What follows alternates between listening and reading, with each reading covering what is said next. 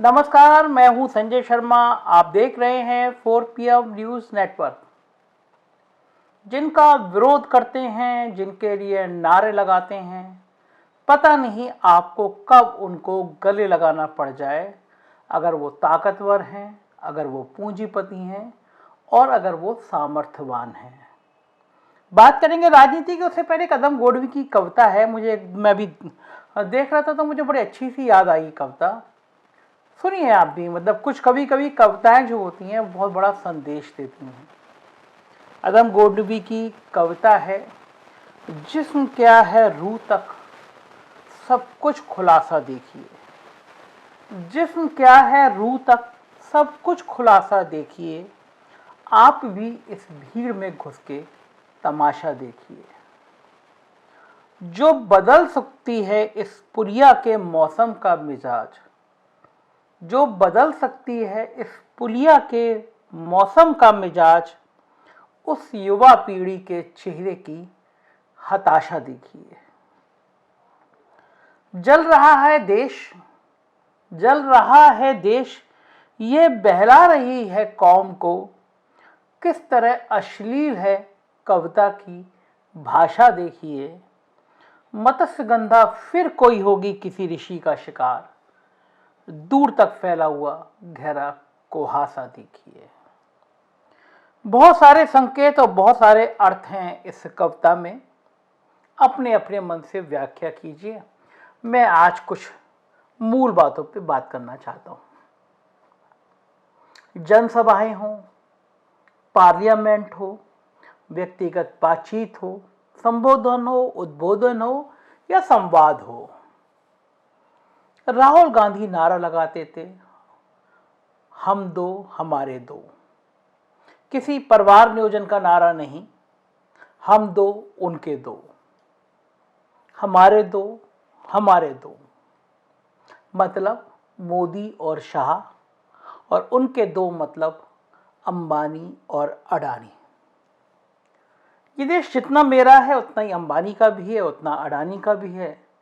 उनको किसी भी राज्य में जाने, वहाँ व्यापार करने या वहाँ रिश्तों की गर्माहट को कायम करने का जितना अधिकार मुझे है उतना ही अधिकार उन्हें भी है। मगर मुझे कल राजस्थान की तस्वीरों ने साबित करा दिया, एहसास करा दिया कि दुनिया के नंबर 2 के पैसे वाले इस शख्स के आगे अब भारत में सब कुछ नतमस्तक है। चाहे वो सत्ता हो और चाहे वो विपक्ष हो, सब नौटंकी के पात्र हैं अडानी के आगे। लंबे समय तक कांग्रेस अडानी को लेकर हमलावर थी। कहती थी कि बहुत छोटी पूंजी से व्यापार शुरू करने वाले अडानी ने ऐसा क्या जादू कर दिया कि 2014 से जब से मोदी जी प्रधानमंत्री बने तब से उनके व्यापार ने इतनी इतनी इतनी आमदनी करी कि वो दुनिया के सबसे बड़े पैसे वालों में शुमार हो गए, नंबर 2 की स्थिति में आ गए। हजारों करोड़ रुपए रोज की आमदनी है अडानी की।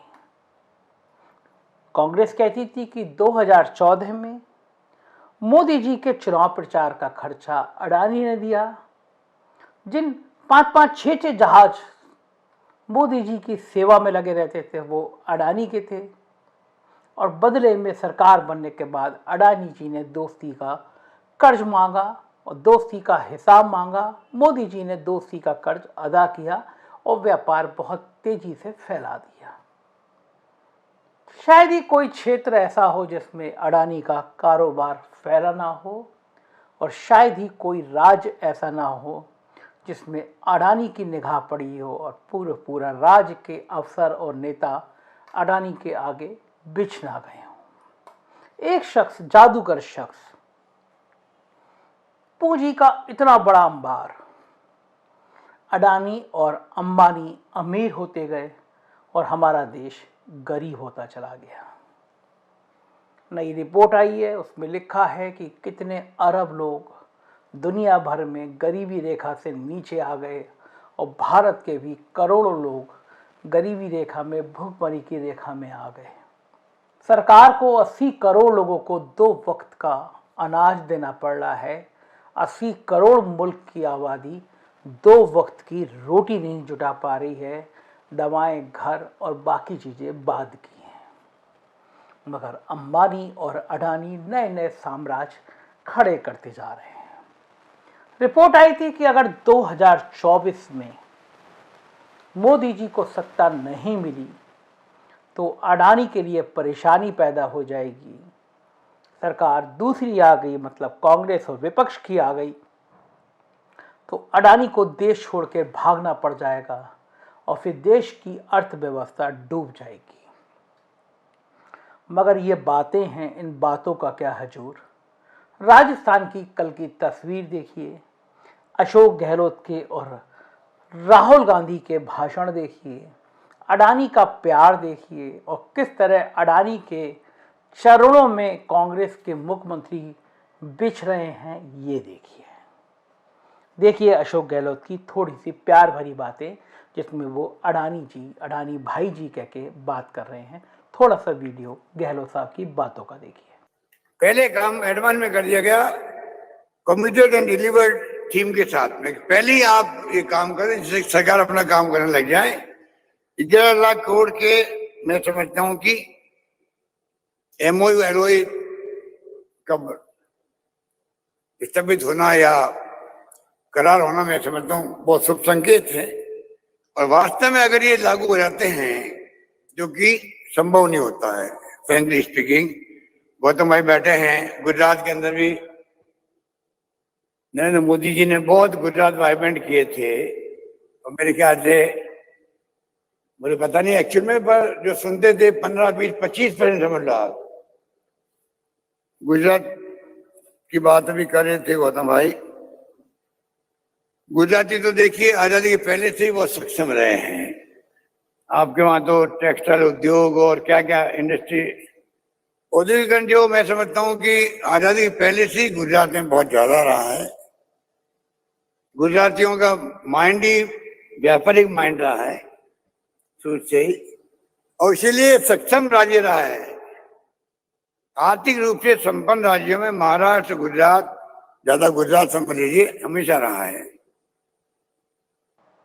सुना आपने, अशोक गहलोत ने कहा अंबानी हो, अडानी हो, जय शाह हो, जो भी उद्योगपति हो उसका स्वागत है। राजस्थान के इन्वेस्टर समिट में उन्होंने लंबे चौड़े इन्वेस्टमेंट के वादे किए हैं। 60,000 करोड़ का वादा किया है कि वो इन्वेस्ट करेंगे, और इस तरह के इन्वेस्टमेंट पे हर उद्योगपति का स्वागत किया जाना चाहिए।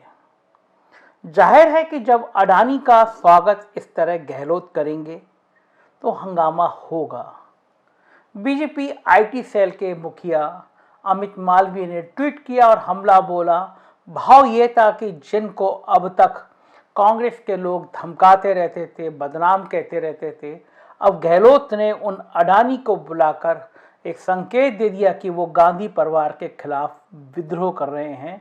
अमित मालवीय का मानना है कि अगर अडानी को बुला दिया, इसका मतलब विद्रोह कर दिया गहलोत ने, क्योंकि अडानी तो भारतीय जनता पार्टी के हैं, ऐसा भाजपा के संघ नेता ने संकेत दिया।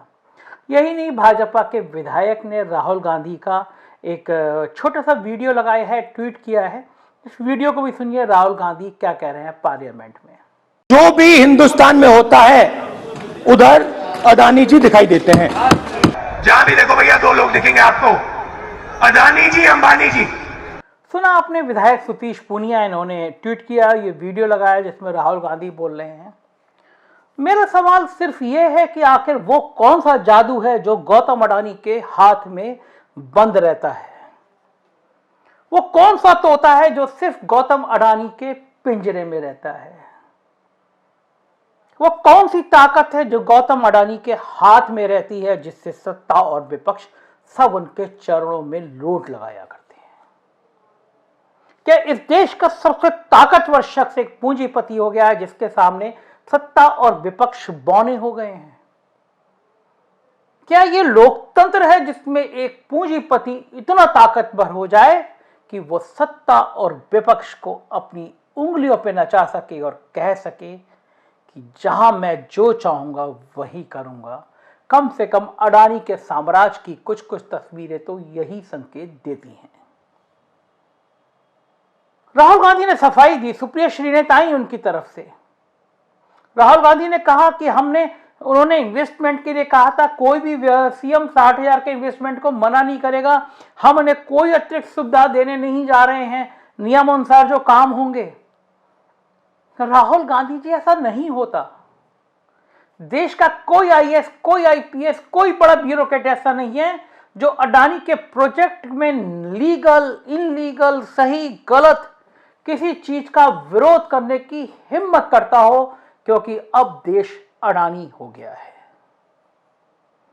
अडानी की ताकत, अडानी के पैसे की ताकत, अडानी की सत्ता की ताकत, अडानी की राजनीति की ताकत ने देश को बौना कर दिया है।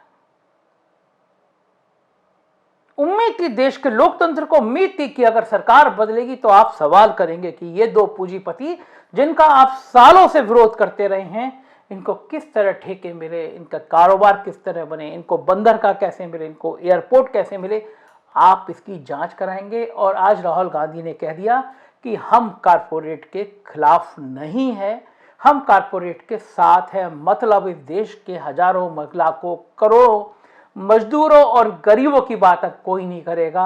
देश अब कारपोरेट की बात करेगा, देश अब उद्योगपतियों की बात करेगा।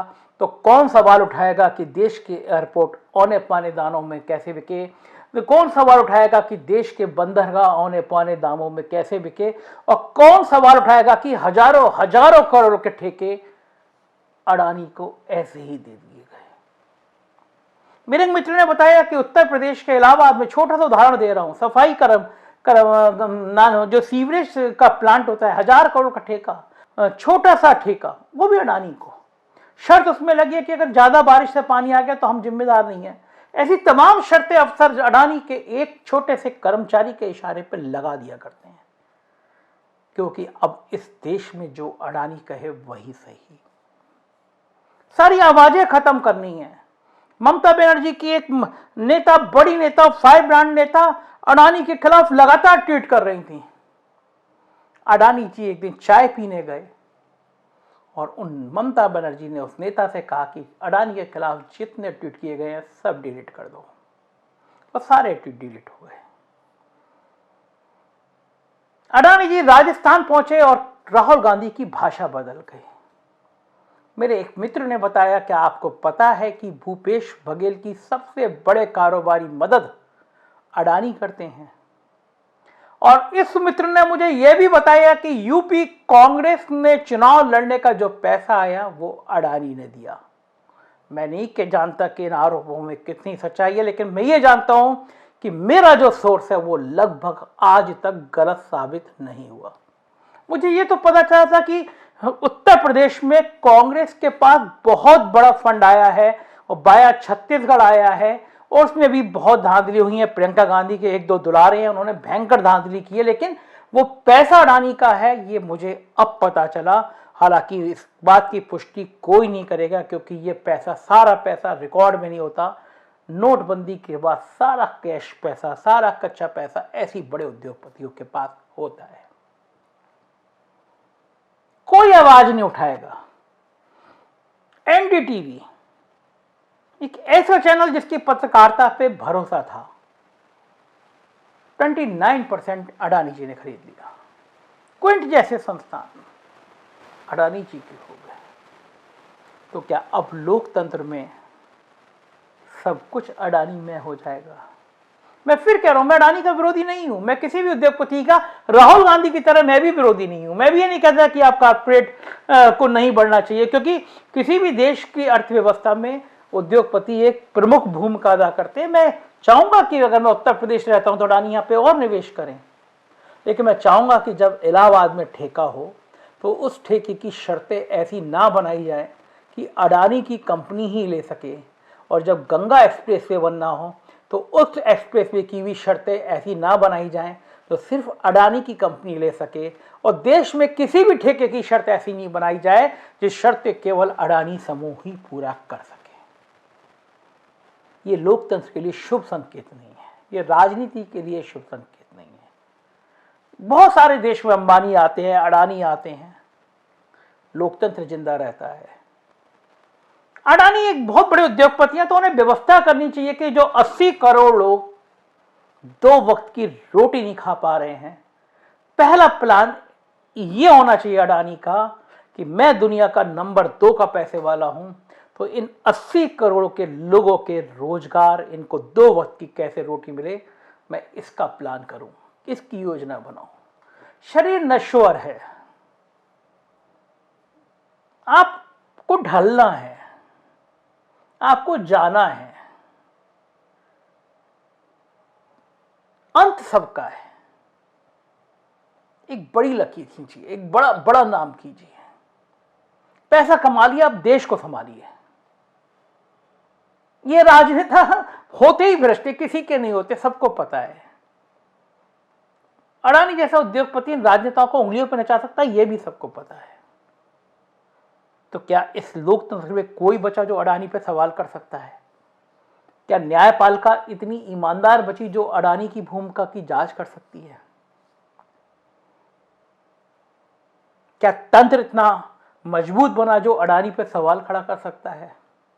ढेरों सवाल है, मैं आपके लिए छोड़ जा रहा हूं, आपके बीच के लिए छोड़ जा रहा हूं। कमेंट बॉक्स में बताइएगा आपकी राय क्या है। लेकिन आज साबित हो गया, अंबानी और अडानी जितने मोदी के हैं उतने ही राहुल के हैं। तो कोई गफलत किसी से मत पालिए, अब देश बदल रहा है, ये आज़ादी का अमृत महोत्सव है। शुक्रिया।